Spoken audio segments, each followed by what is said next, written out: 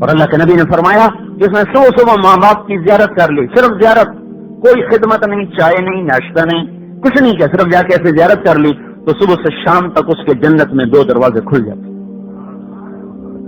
تو بھائی اگر زندہ ہیں تو ان کی خدمت کر کے دعا لے لو، چلے گئے تو ہاتھ ملتے رہو گے، پھر یہ دولت نہ ملنے کی ہے نہ مل سکتی ہے۔ اپنے بھائیوں سے حسن سلوک کرو۔ ایک چھاتی کے دودھ پینے والے بہن بھائی ایک دوسرے کو سلام نہیں کرتے، اور پیچھے سبب چند پیسے، چند مرلے، چند دکانیں۔ میں کہتا ہوں خون کے رشتے ایسے ہیں کہ سارا جہان بھی قربان کرنا پڑے تو کر دو، اور اپنے بھائی کو ناراض نہ کرنا۔ اس کا اللہ عوض دے گا، یہی دے گا، آگے نہیں، یہی دے گا، یہی دے گا، ضمانت سے کہہ رہا ہوں، یہی دے گا۔ اللہ کے نبی کی ضمانت پہ بول رہا ہوں، یہی دے گا۔ جو چاہے اس کی عمر بڑھ جائے اور اس کا رزق بڑھ جائے تو رشتہ داروں سے اچھا سلوک کرے۔ رشتے قربان نہ کرنا، رشتے قربان نہ کرنا۔ حالات آتے جاتے رہتے ہیں، کبھی ان کی وجہ سے سگے بھائیوں سے منہ نہ موڑنا، سگی بہنوں سے منہ نہ موڑنا۔ خون کے رشتوں کا کوئی بدل نہیں ہے۔ حجاج کے سامنے 3 آدمی لائے گئے، اس نے قتل کا حکم دے دیا۔ ایک اور ساتھ تھی ان کی رشتہ دار، کہنے لگی آپ معاف کر دے اللہ کے واسطے۔ انہوں نے کہا تیری وجہ سے ایک کو معاف کر دے۔ ایک اس کا خامن تھا، ایک بیٹا تھا، ایک بھائی تھا۔ تو کہنے لگی خامن اور مل جائے گا، بیٹا بھی پیدا ہو جائے گا، ماں پہ میرے مر گئے ہیں، بھائی اب نہیں ملے گا، میرا بھائی چھوڑ دے۔ تو حجاج نے کہا میں تیرے اس انتخاب پر تینوں کو چھوڑتا ہوں، تینوں کو چھوڑتا ہوں۔ میرے بھائیوں بہن بھائیوں کا کوئی بدل نہیں ہے۔ ایک صحابی ہے، یا رسول اللہ بہت بڑا گناہ ہو گیا۔ آپ نے کہا تیری ماں زندہ کا جی مر گئی، کہا خالہ زندہ کا جی ہاں، کہا جا خالہ کی خدمت کر معاف ہو جائے۔ تو میرے بھائیوں ہم کوئی اپنی تو نہیں آپ کو سنا رہے، کوئی اپنا تو کوئی خاص طریقہ آپ کو نہیں، بس نماز یوں نہیں پڑھنی یوں پڑھنی، تو پتا ہے نماز پڑھو بھائی، کیسے پڑھو اپنے علماء سے پوچھ لو، تو اب تو کوئی لڑائی نہیں ہوگی نا۔ اب اگر میں کہوں ہمارا طریقہ ٹھیک تمہارا غلط تو پھر لڑائی، اور تو پہلے لڑ کے مر گئے، مرے کو مارے شاہ مدار، اب اور کیا، اور کتنا لڑنا چاہتے ہیں ہم؟ تو آؤ بھائی ہم صلح کر لیں، آپس میں محبتیں قائم کرو، حق دے کے مرو، اپنے سن میں حق لے کے نہ مر جانا۔ کوئی چھٹکارا نہیں ہے، بیٹیوں کو حق دینے کا رواج نہیں ہے۔ کوئی کسی کی زمین دبائے نا اس کو تو گالی گلوچ دیتے ہیں، لیکن جو بیٹیوں کو حق نہیں دیتے اس کو کوئی گالی نہیں ہے۔ ظالم تو نے کیا کیا؟ بیٹیوں کو حق نہیں دیا۔ بعض باپ بیٹیوں کو دے جاتے ہیں، بھائی ان سے دوبارہ اپنے نام کروا لیتے ہیں۔ ہاں ایک بھائی نے خود کمایا وہ تو الگ چیز ہے، باپ کی وراثت سے جو حصہ آ رہا ہے وہ بہنوں کو بھی دو، بیٹیوں اور بھائیوں کو بھی دو۔ یہ نہیں ہندو، چونکہ ہم ہندوؤں سے مسلمان ہوئے تو ہندو میں کوئی بیٹی کا حصہ کوئی نہیں بنتا، جو جہیز دے دیا بس وہی ہے، اور اس کی وراثت کوئی نہیں ہے۔ اللہ تعالیٰ نے عورت کی وراثت کو پہلے ذکر کیا، مرد کی وراثت کو بعد میں ذکر کیا، اور قرآن نے سوال یوں اٹھایا کہ بیٹے کو کتنا حصہ ملے، حالانکہ بیٹے کو تو ہر کوئی دیتا ہے، لیکن قرآن نے بیٹے کے حصے کے بارے میں اجنبی پن کا اظہار کیا اور بیٹی کے حق کو ثابت کر کے بتایا۔ تو قرآن کی آیت سے سوال اٹھتا ہے بیٹے کو کتنا دیں یا اللہ؟ ہونا تو یوں چاہیے تھا کہ بیٹی کو کتنا دیں یا اللہ، کیونکہ بیٹی کو ملتا نہیں تھا، عرب بھی نہیں دیتے تھے، تو بیٹی کو کتنا دیں یا اللہ؟ تو پھر اللہ کہتے للانثى مثل نصف حظ الذکر، لڑکے کا آدھا لڑکی کو۔ لیکن قرآن نے سوال یوں اٹھایا لڑکے کو کتنا دیا جائے یا اللہ، لڑکے کو کتنا دیا جائے یا اللہ؟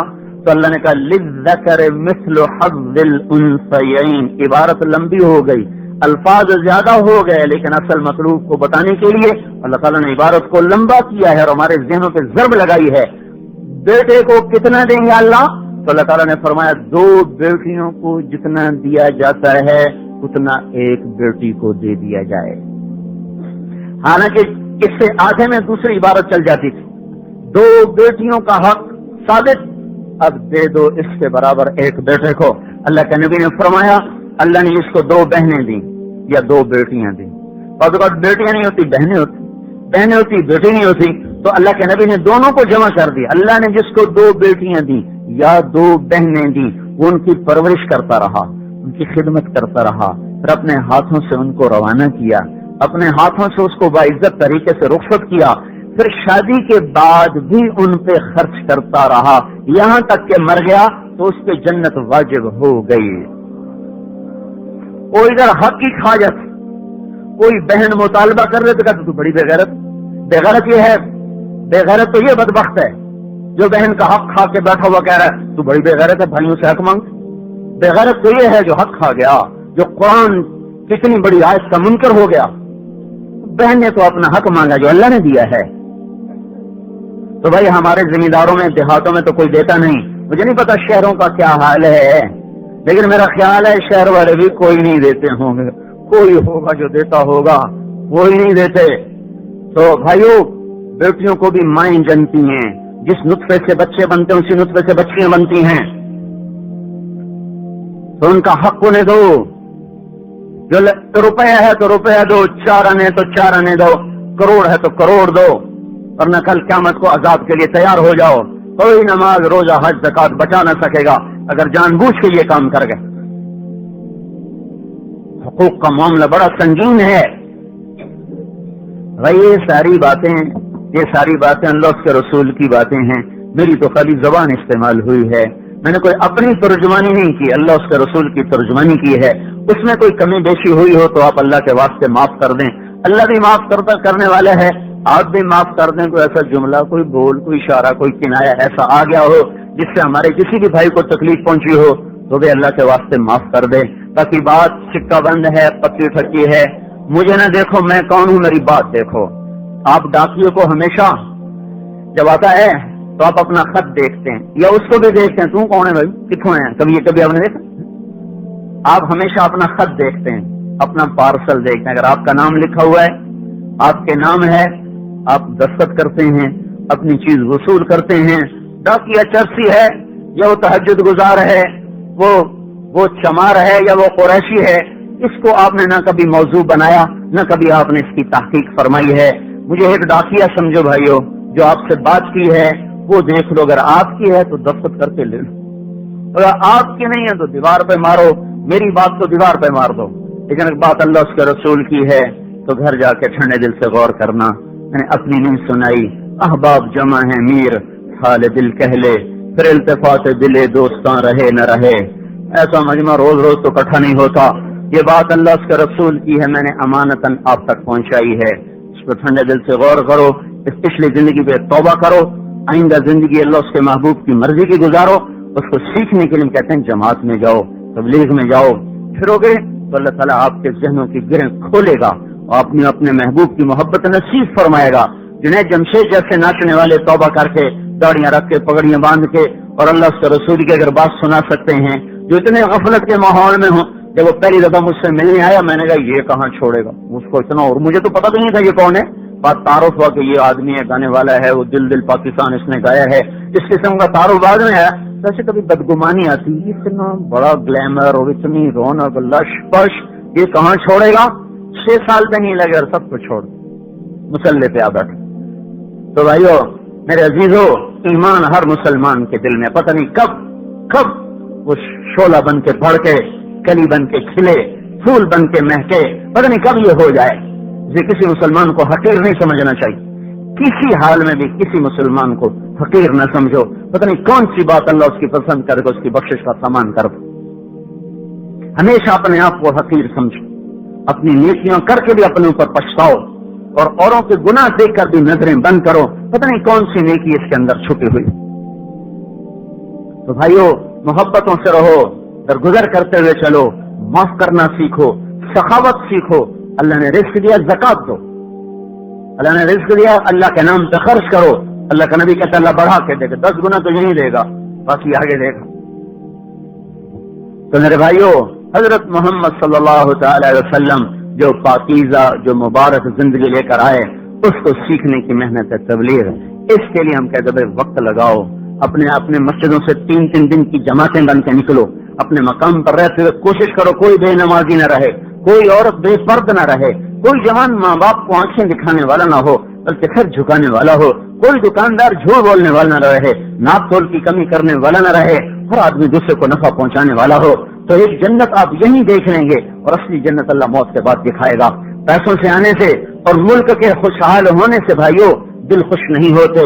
دل ہمیشہ خوش ہوتے ہیں جب اخلاق اچھے ہوں، جب معاملات اچھے ہوں، جب برتاؤ اچھا ہو، سنگ مرمر کے فرشوں پر ہو، کیم خاک کے اس کے لیے بستر بچھے ہوئے ہوں، بیٹا یوں کڑوی آنکھ سے دیکھ لے، باپ کی نیند اڑ جاتی ہے، یہ ظالم کو دیکھو جس کے لیے میں پس گیا، آج مجھے آنکھیں دکھاتا ہے۔ بیٹے ایک دفعہ ماں کو تیز نظروں سے دیکھ لے، ماں کے زیور بھرے ہوئے صندوق، زیور سے بھرے ہوئے صندوق سے اب خوشیاں نہیں دے سکتے۔ زندگی ایک زندگی احساسات کا نام ہے، زندگی احساسات کا نام ہے، زندگی گارے مٹی کے گھروں کا نام نہیں ہے، لوہے کی چمکتی گاڑیوں کا نام نہیں ہے، بینک بیلنس کا نام زندگی نہیں ہے، زندگی احساسات کا نام ہے۔ جب احساسات کو ٹھیس پہنچتی ہے تو سب کچھ اندھیر ہو جاتا ہے۔ کیا لطف انجمن کا جب دل ہی بجھ گیا ہو۔ اور احساسات مجروح ہوتے ہیں جب اللہ کے نبی کی زندگی کے خلاف بغاوت کی جاتی۔ تو میرے بھائیو، اس زندگی کو سیکھو، مرنے سے پہلے سیکھو، انشاءاللہ یہ جہان بھی بنے گا، وہ جہان بھی بنے گا۔ یہ ہماری آخری جگہ ہے جہاں ہمیں لایا جائے گا اور پھر اٹھا کے وہاں پھینکا جائے گا، پھر کسی کو یاد بھی نہیں رہے گا کہ کوئی طارق جمیل تھا، کوئی اسلم تھا، اور کوئی اکرم تھا، اور کوئی بادشاہ تھا، کوئی گدا تھا، کوئی فقیر تھا، کچھ یاد نہیں رہتا۔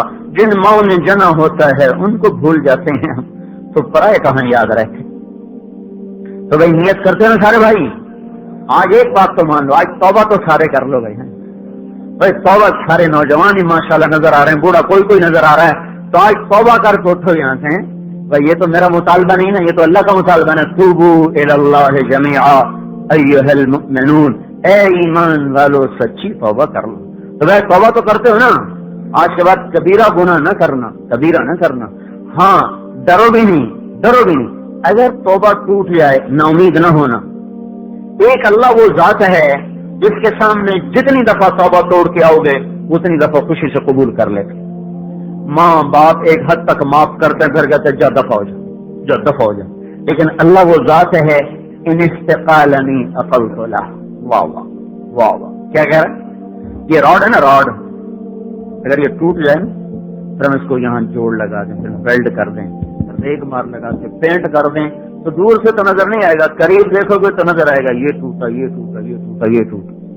اور ان استقالنی عقلت له کا کیا مطلب ہے کہ میرے بندے تو اپنی توبہ اگر توڑ بیٹھے 1 دفعہ، 100 دفعہ، 1000 دفعہ، لاکھ دفعہ، کروڑ دفعہ، 10 کروڑ دفعہ، 10 ارب دفعہ، کتنے الفاظ لاؤں، تیری توبہ ایسے ٹوٹے کہ وہ پھرکی ہو جائے، وہ کرچی ہو جائے، دنیا کے سارے ساز و سامانوں سے جوڑ نہ سکیں، جوڑیں تو اس کے جوڑ چھپا نہ سکیں، میرے پاس آ جانا، عقلت له، میں اس پر اپنی رحمت اور ستاری کا ایسا پینٹ کروں گا کہ کسی کو پتہ بھی نہیں چلے گا پہلی توبہ کے 1,00,000ویں توبہ، پہلی یا کروڑویں، پہلی یا 10 کروڑویں، پہلی یا 10 ارب والی توبہ نہیں، ایسا پینٹ ہوگا کہ فرشتوں کو بھی نہیں پتہ چلنے دوں گا پہلی کے کروڑویں۔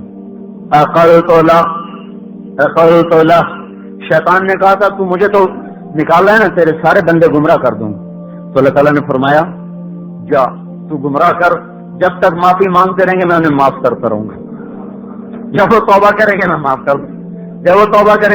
کر دوں، اور توبہ کی کیا حد بتائی ہے، اللہ اکبر، کہ میرے بندے تو اتنے گناہ کر کے زمین بھر دے، بڑھتا جا، ہمالیہ سے اوپر چڑھ جا، پھر چڑھتا جا، سورج چاند کالے کر دے، تارے ستارے سیارے کالے کر دے، اور آسمان کی چھت کے ساتھ اپنے گناہوں کو لگا دے۔ کوئی ہے اتنے گناہ کرنے والا؟ کوئی کر سکتا ہے؟ ساری دنیا کے انسان جنات مل کر گناہ کریں تو بھی آسمان کی چھت تک نہیں جا سکتے، پر اللہ یوں کہہ رہا ہے تو اتنے کر، کوئی عورت کوئی مرد تنہا اتنے کرے کہ آسمان کی چھت پہ چلے جائیں، پھر ایک دفعہ کہہ دینا یا اللہ معاف کر دے، تو میں سارے ہی معاف کر دوں، سارے۔ وہ کوئی دنیا کا بادشاہ تھوڑا ہی ہے، تو پاکستان کا تھانے دار تو نہیں، کوئی چھتر پھیر نہیں پھر، تو اللہ ہے اللہ بھائی، اللہ ہے اللہ، جاؤ معاف کر دے، جاؤ معاف۔ اور مزے کی بات یہ ہے کوئی تانا مینا کوئی ہو، تو اب بڑھاپے میں توبہ کرنے تجھے نظر آتا نہیں، کھایا تجھ سے جاتا نہیں، سنا تجھ سے جاتا نہیں، چلا تجھ سے جاتا نہیں، تو اب آیا توبہ کرنے، چل چلا جا، تیری کوئی توبہ قبول نہیں۔ کہ جب جس زمانے میں تو توبہ کرنے آئے گا تلقیتہ من بعید، میں آگے بڑھ کے تیرا استقبال کروں گا،